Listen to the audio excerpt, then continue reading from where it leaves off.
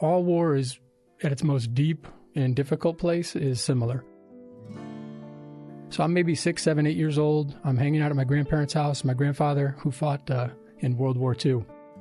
And he comes in wearing the sleeveless undershirt, and he points to his bullet wound in his shoulder, and he points to the shrapnel wound in his neck, and he says words to the effect of, all war is darkness. Initially, I just thought that the definition of patriotism is to stay with the herd and do whatever your country's leaders ask you to do, and you don't ask questions, you don't worry about like the why behind it, you just salute smartly and follow orders because you assume that your leaders have the best interests of your country in mind.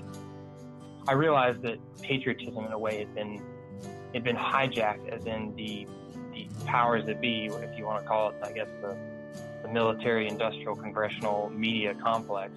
They were responsible for creating the illusion that patriotism only means, support for the troops in a time of war, no questions asked. We have spent more than $7 trillion in fighting wars in the Middle East. Unless we discipline our thinking, our definitions, our actions, we may be drawn into more wars we don't need to fight. Our systematic effort to dismantle terrorist organizations must continue. But this war, like all wars, must end. We cannot ask our military to keep solving problems that cannot be solved militarily.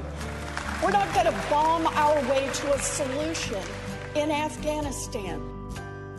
By removing Soleimani, we have sent a powerful message to terrorists.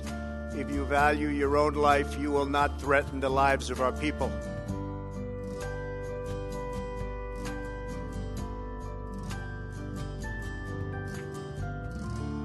This is The Pursuit. I'm Natalie Dowzicki. The United States maintains an all-volunteer military force of 1.3 million active duty personnel and 800,000 in the reserves. Our country thrives due to the extraordinary people who are willing to put their lives on the line to ensure the safety and security of everyone here at home. We have interviewed 6 individuals who are all connected in one way. They have left their families for years at a time to protect us. Some have even served multiple tours of duty in the last few years. I am Major Becky Heisey. I am a public affairs officer in the U.S. Air Force, and I have been in the Air Force for a little over 12 years now. So I am a classic example of the growing trend that you see of kind of keeping it in the family when it comes to military service. So I joined the military simply because my dad was in the military. So it's really all I've ever known. Next, we have Eric Gopner, a retired Air Force colonel. So as a young guy, I was a little bit of a rabble-rouser, but despite being a rabble-rouser, I always had an interest or a desire to be a part of something bigger than myself, to serve something beyond my self-interest. So that's half the story. The other half of the story is my father is an immigrant. At the age of 3, my grandparents took him and they escaped from East Germany. And then about 6 years later, he was able to come to the United States. By the time he was 18, he was at MIT, and then he went on to have a great 35-year career as an aeronautical engineer. And I don't know of any other country that provides second chances like that. So being in the world's greatest Air Force was a small way to say thank you. And this is Max Pappas. My name's Maxwell Pappas. I'm a current active duty major in the U.S. Army. I'm an infantry officer, and I've been serving for 13 years. Becky and Max both deployed to Afghanistan alongside Eric. These individuals were more than willing to talk about their experience on the ground. So there's a small village. A buddy of mine is doing operations with the Afghan National Army. I do operations with the Afghan government, so my duties were different than his. And at night, they send up illumination rounds, and they send them up in a canister that's roughly like a mortar canister. It gets shot up, and they do these little plots to make sure they know where that metal canister is going to drop, because even a metal canister with nothing in it can be lethal. The U.S. military is in Afghanistan to train the Afghan National Army, who is actively fighting the rebels. The U.S. military runs hundreds of drills and tests each day. During a routine nighttime drill, soldiers ignited an empty metal canister device to verify where it would land, but something went horribly wrong. So they had made a calculation error, and there were 2 little kids sleeping on the top of their house because in Afghanistan, nobody has electricity, nobody has air conditioning. So the kids are on top of the roof to escape the summer heat. Unbeknownst to them as they sleep, the metal canister comes down and slices through 2 of the 3. There were 3 kids up there and 2 died.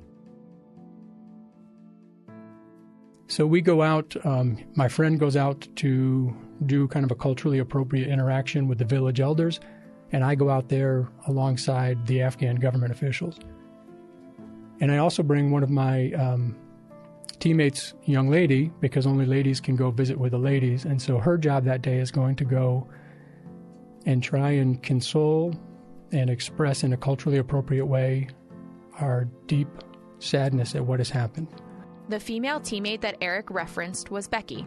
So we ended up spending a couple hours with this woman, and what remained of her family and some of the extended family was there. We were able to render some, basic medical support. I think one of the kids' foot was badly injured, like just a bad wound on it. So we were able to clean it all up, get it bandaged all up, leave some, medical supplies behind, just spend some time with this woman and really, express our condolences, and just spend a lot of time and learned a little bit more about her, a little bit more about her family.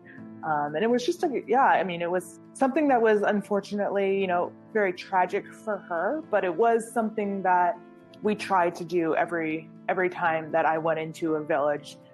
My role was to try and humanize us a little bit as the U.S. military. And when we would be conducting these operations, I made the intention of, sometimes I had a translator with me, sometimes I didn't, but I would go into these homes as other operations were being conducted and using my basic Pashto, Salam Alaikum, and saying my name is my Pashto name that I would give, and just a smile and trying to show them, hey, there's a female here too, and we're not putting a little bit more of a human face. And so it was something that I did a lot over that year, but that experience was one where we were able to spend a couple hours with her. Obviously, we couldn't, change what had happened, and we couldn't do anything, but it was something that we could do and really try to, express our condolences.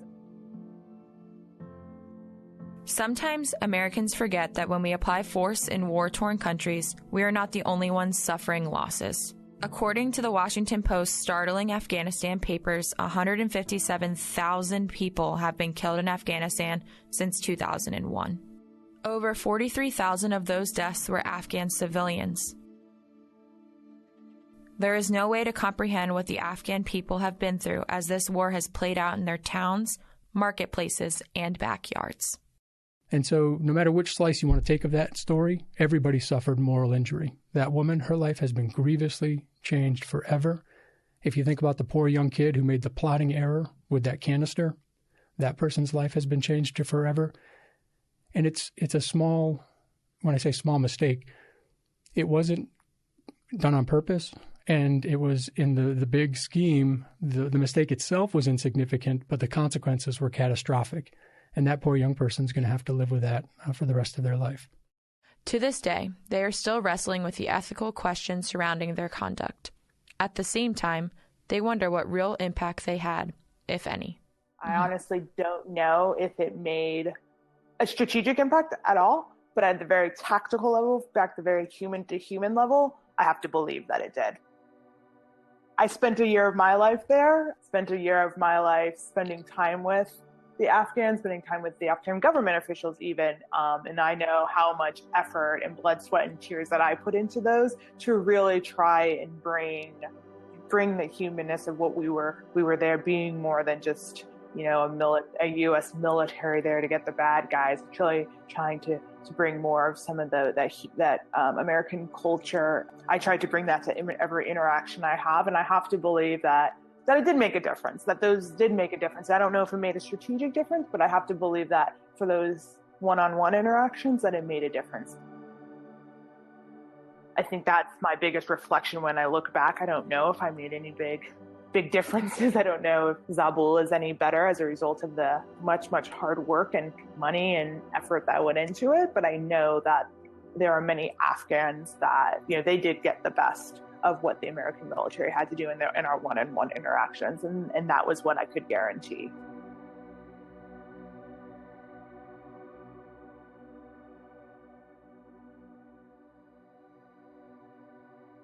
Countries like Afghanistan and a few others that are hotspots right now If it goes on too long, Afghanistan clearly has, then you should expect that it's going to continue a lot longer, that it's a horrible, vicious cycle where it reinforces itself in a negative way. Afghans and Iraqis need a period of peace where they can just reconstitute themselves, let a generation grow up that knows something other than constant war. And so I just want to make sure that it's understood that that's the derivative point. The main point is take care of U.S. objectives, but there's no good argument for how we're taking care of U.S. objectives now. All of our service members have a wealth of practical knowledge, but in many instances, their pleas fall on the deaf ears of Congress. In fact, at the time of the Vietnam War, 3/4 of the members in Congress were former service members. That ratio has quickly dwindled to 18% for the current Congress. Dan Grazier was deployed to Iraq and Afghanistan. He now serves as the Jack Shanahan Military Fellow at the Project on Government Oversight, also known as POGO. Like many veterans, Grazier believed what he did in Iraq was right and making an actual difference. However, 6 years later, when he landed in Afghanistan, his outlook drastically changed. We were just swatting flies like where we could, and we weren't really doing much. And at that point, I really believed that any good that we had accomplished in Afghanistan happened 12 years earlier in 2001. Like the war in Afghanistan should have been over in December of 2001, basically. And so why we were still there was a big mystery, and it was a conundrum. I'll say it that way. I knew why we were there. We were there because we were told to be there, mostly because no one had the guts to say, look, we can't accomplish anything else. Just nobody here in Washington wanted to be responsible for pulling us out. The military, it should be prepared to fight the kind of wars to face the kind of threats that we actually face. But that's it. It should be a break glass in time of war tool. It should mostly reside here in the United States and prepare to fight the threats that we actually face. We shouldn't be scattered all over the military shouldn't be scattered all over the world the way it is. It should be a force in being. Should the need arise. No president wants to be labeled as the one that lost a war. But at the same time, why would a president want to be labeled as continuing an endless one? This is Dan Caldwell, a senior advisor to Concerned Veterans of America.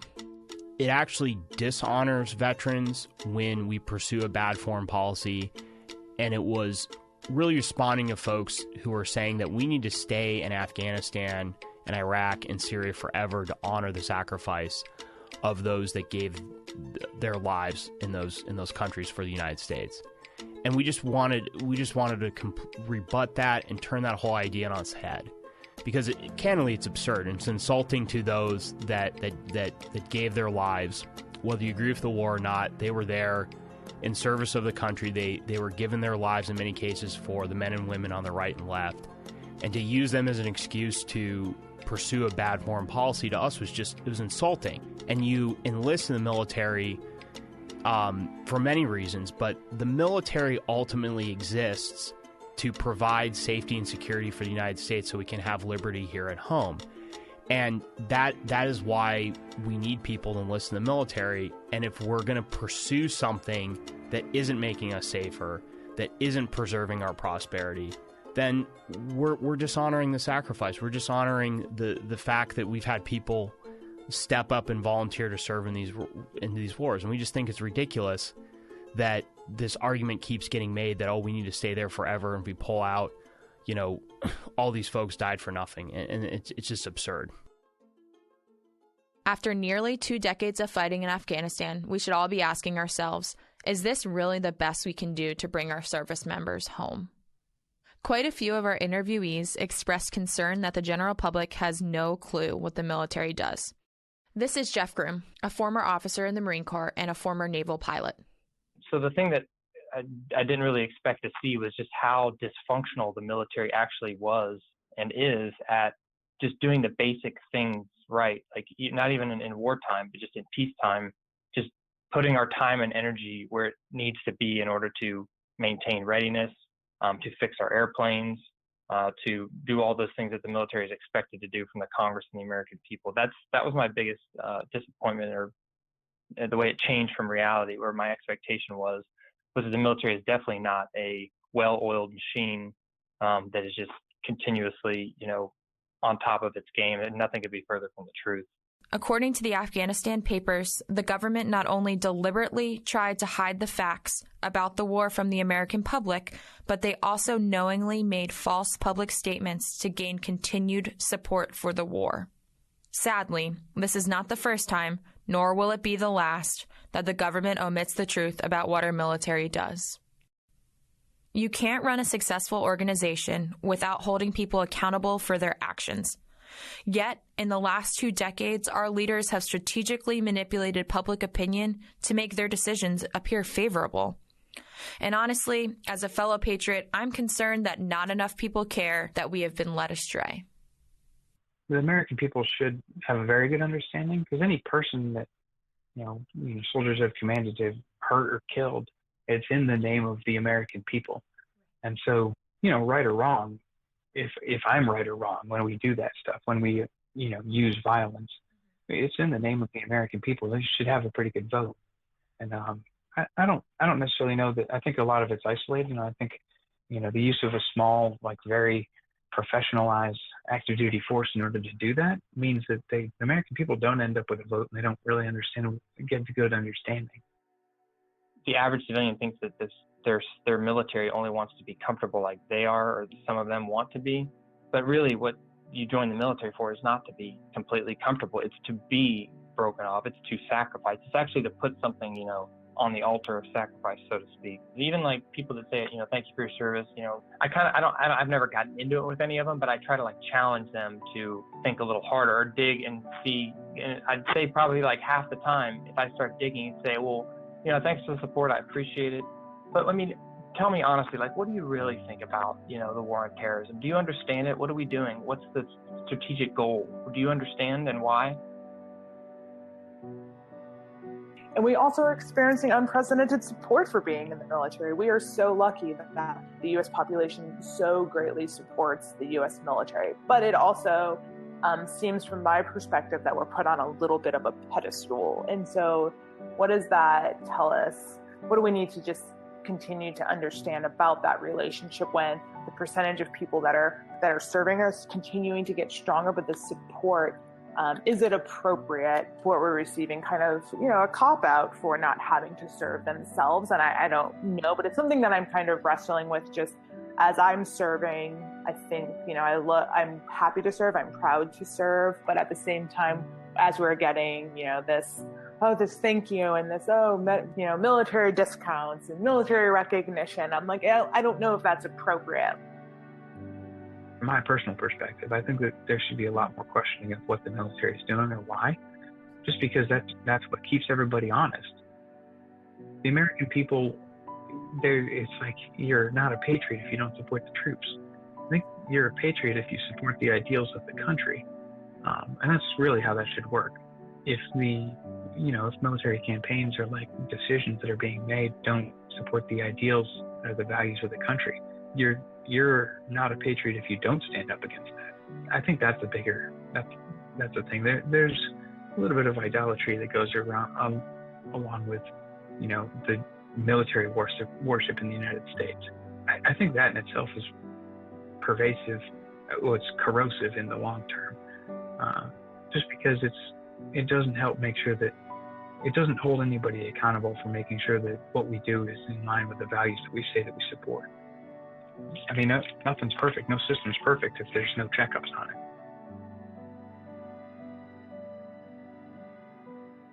Thanks for listening to The Pursuit. If you liked The Pursuit, please rate and subscribe to us on Apple Podcasts, Spotify, or wherever you get your podcasts. The Pursuit is a project of libertarianism.org and the Cato Institute. Music by Cellophane Sam. If you'd like to learn about libertarianism, visit us at libertarianism.org.